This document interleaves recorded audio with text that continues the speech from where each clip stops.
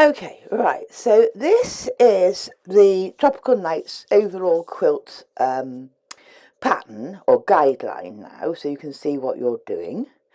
So what we're gonna be doing today is this border across the top and this border across the bottom. Now we can't do yet the cornerstones. They're going to come with the side ones. All right, so we're just going really from the edge of the cornerstone across the top. We also can't do this very last part of the border, which is an inch finished, because that needs to go across the top of the cornerstone once the sides are on. So as this, I have put together the top, which, as you can see, includes one purple, one jade, aqua. Sorry, one purple, one aqua, one purple, and then the bottom is the opposite. It's two aqua, one aqua, one purple, one aqua. So it's the opposite to what these are, so that they can, go one every one all the way around the quilt. But just to show you how it would look once you've finished. So that's one piece set in with a half triangle there.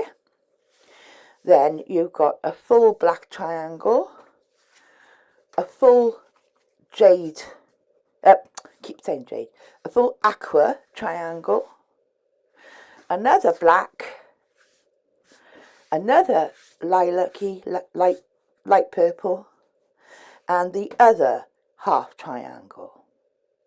And then what we can do for this inside, this is facing you now, so this is the top of the quilt.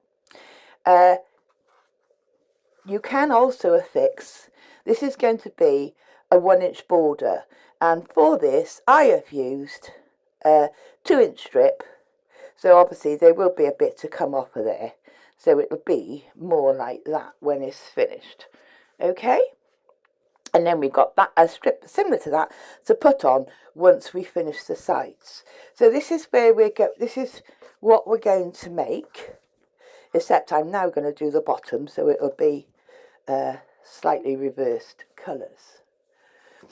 You will get in your, when you download from the website, the Crafty So-and-so's website, you will get the end template, which on one end it's the right way round to cut, and then once you cut it out you'll reverse it so it's the right way round to cut out the other end.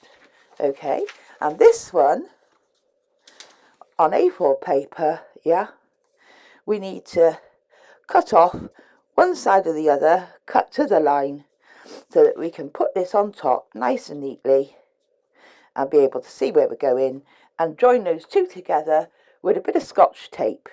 All right, and then we're ready, as you will see, with our templates. There's one and there's the other. Okay, now I have already, you can see I've had a few little chunks into this one. I've already used this template quite successfully to do the top end of the binding, as you've just seen. So what we are going to do them with are some 3.5-inch cut strips. All right, so we want some 3.5 cut strips in black and some 3.5 cut strips in the lilac and the light purple and the aqua. Now, because I'm going to be doing the bottom of the quilt, so I'm doing it the opposite way around to you, I want one of these and two of those. Okay? No, the other way around. I want two of these and one of those, and you want it the other way around. So I'm afraid I am doing it the wrong way to you. Now this is a complete width of fabric, so both selvages on here. Okay, obviously you want to line them up so they are truly together. If you want to cut two at once, that's fine.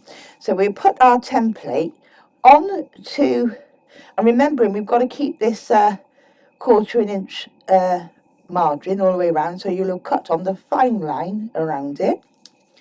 And you will notice that if you sit that on the very bottom of your fabric, that it is entirely the right width. That's 3.5 inches. So that's why we cut a 3.5 inch strip. Now you can pin this so it won't move, hopefully.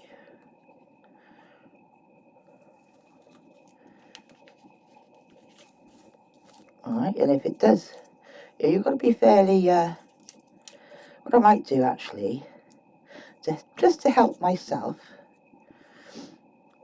is to put a clip on there, so that keeps that bottom line fairly straight, and then I could put a pin in there, alright?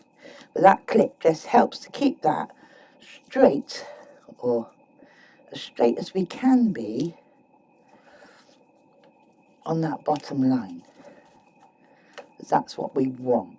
Right, so then taking a long ruler, yeah, we need to just move my clip along to help me, because that bottom line, if you like, is already cut for us, isn't it? So making sure I've still got everything together nice and firmly. I am just going to follow accurately that line all the way down. Okay, all the way down. And then I want to make sure you can see this. I'm going to take that pin out now. And then true, come out, you filled up. True to the end of the pattern, yeah, I am going to cut that direction and then cut that direction as the pattern tells me, because these points are going to be brilliant in making sure it fits. So then the other side, I know that's correct, so now I can shifty my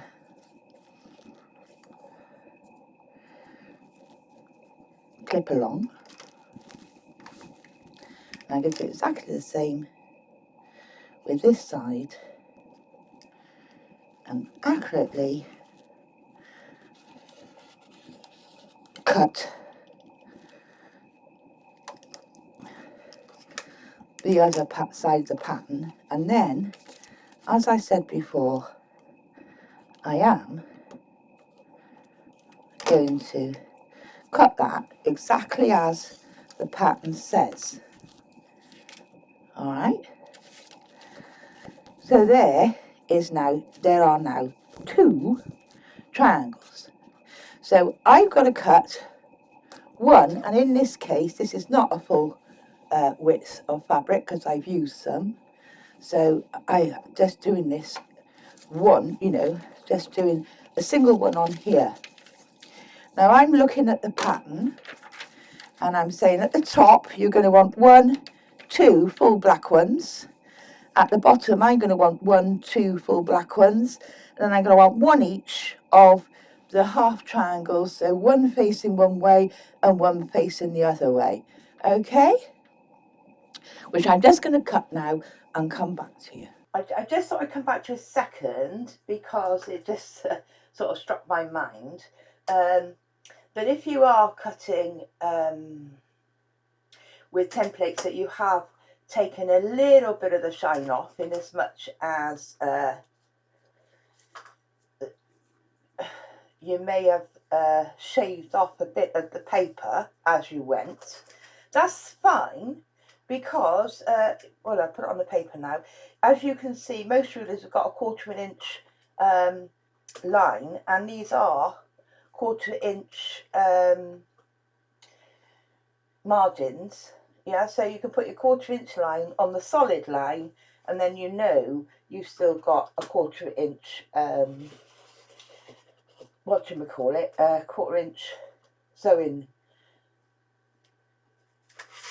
allowance by using this inside black line on your 1/4 inch on your ruler. Alright? Right. That's all lovely. Okay. So now it doesn't matter to me because my fabric can go either way. You see, I've got two ends, whichever way you look at it, yeah? They're opposites. If you have got floral type material or bumblebees or something that's a mixer type material, something like that, then you want to make sure that you cut them separately or turn the pattern over, because you'll end up with one side the right side and one side the wrong side. As I said, it doesn't, that sort of thing doesn't worry me with plain fabric. So now we've got all our bits cut ready to go. So basically now we need this to fit to make a long strip. Alright. So now with your opposite, you know, remembering that we're going to be working now to a strip. So whatever your first colour is, the next to it is going to be a black. And we need to pin that black. So excuse all my cuttings outs on mine. Pin that black to the corresponding seam. And as I said to you, you should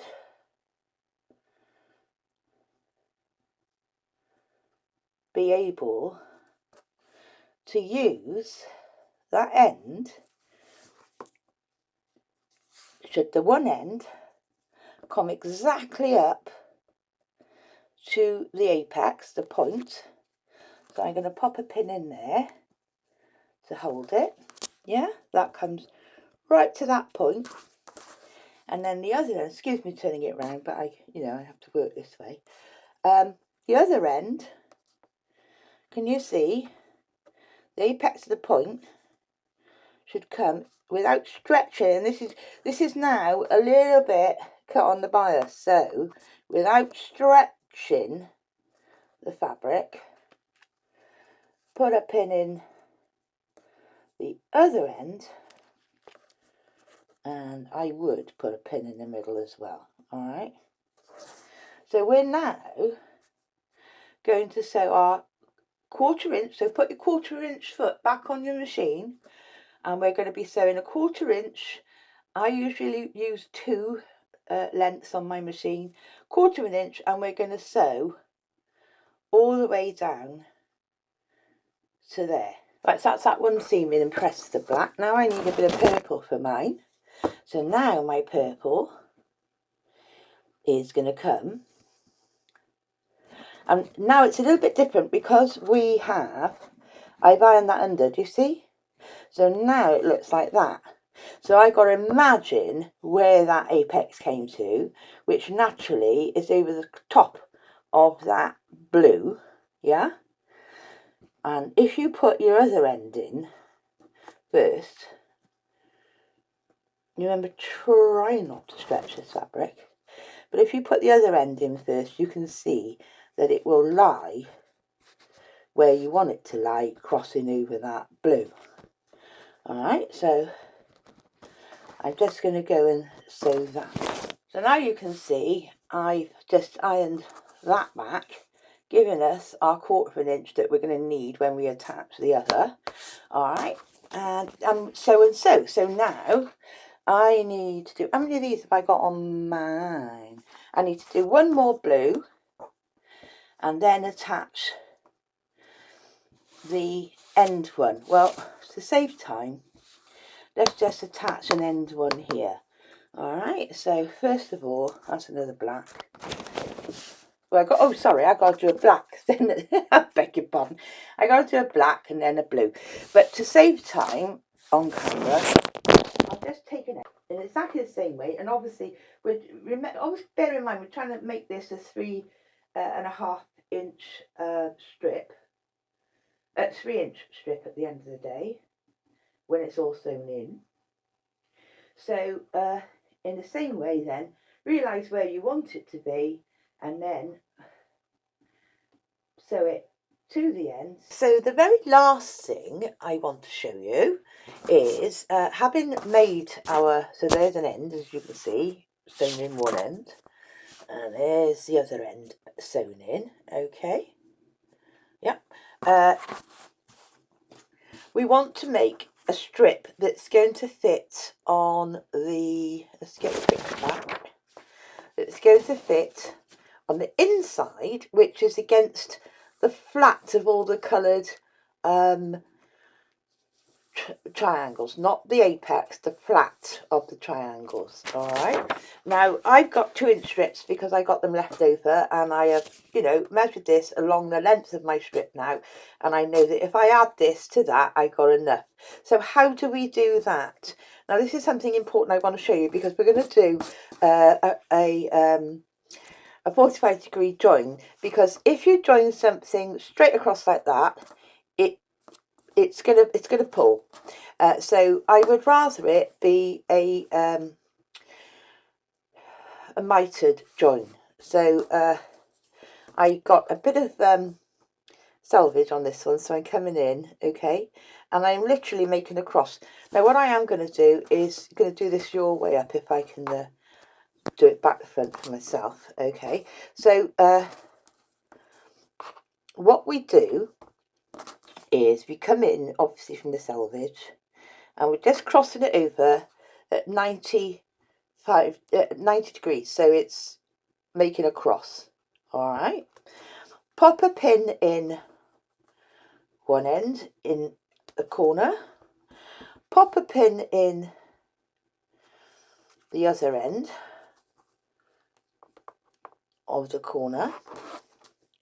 Okay, and when we get to the sewing machine, we're going to sew from the left hand corner where it crosses all the way down to the other corner where it crosses. If I can just get a chalk pen a minute. Have I got one? Yeah, I think I got one, if it will let me do it. So we are sewing from this side. It's probably not going to let me write on here very well. There, right? So we're going to put it under our machine and sew from there to those, to exactly where they meet over. All right? And that will give us a 45-degree join that when we open it up, remembering that's the, I'm just going to press it on that join line now. That's the join line. You see, it's going to be perfectly straight, like one continuous piece of fabric. All right? But the join will be across there. All right? You see how that goes? Yeah. Right from that, where that corner is, from that corner to that corner, that's what we're going to sew to give us a lovely flat line. And then obviously we chop off any excess fabric and iron it. On the back of here then, you will have ended up with, we'll chop off, when we've finished, we'll chop off everything we don't need and leave ourselves a 1/4-inch seam, which we'll iron flat. Alright, so then I know that that's long enough to fit my quilt. And then the next thing we do, obviously once we've done that, we may as well go on and say, well, let's see where we're at now. We know we're going to sew it to the flat side of the points. So it's literally a case, I would come out, you know, a little bit, make sure your bit allows you a little bit of a leeway on the end, yeah? And we're just going to pin that all the way down. And when we get to some joints, let me just see where I can show you where I'm going to get to. all right, let's say this one, for example. Right, we're pinning it, but what I will do is I will put a pin this way, okay, so it's stuck out, so that when I know that that's when I'm sewing, you know, or from the other direction, when I get to a pin pointed that way, before I get there, under the machine, I will lift it and say, hoo, hoo, hoo. There is where I want it to go through, all right? So I've just checked my points, so I will mark my points and check them as I get to them under the machine. And then that will turn back lovely. And that'll be the inside border, and that is as far as we can go at the moment until we've done the side borders, which are slightly different sized triangles. All right, the triangles for the top and bottom are already up on the Crafty So and So's website, Facebook page. Under files, it says top and bottom border and top and bottom end triangle. Okay, go and download those so that you can get on with it. And very soon I will be putting up the side ones as well, and then we're just going to use exactly this method to do the side ones, except now we can incorporate the cornerstones on the side ones. Well, happy sewing. So we really are motoring on now, aren't we? That's brilliant.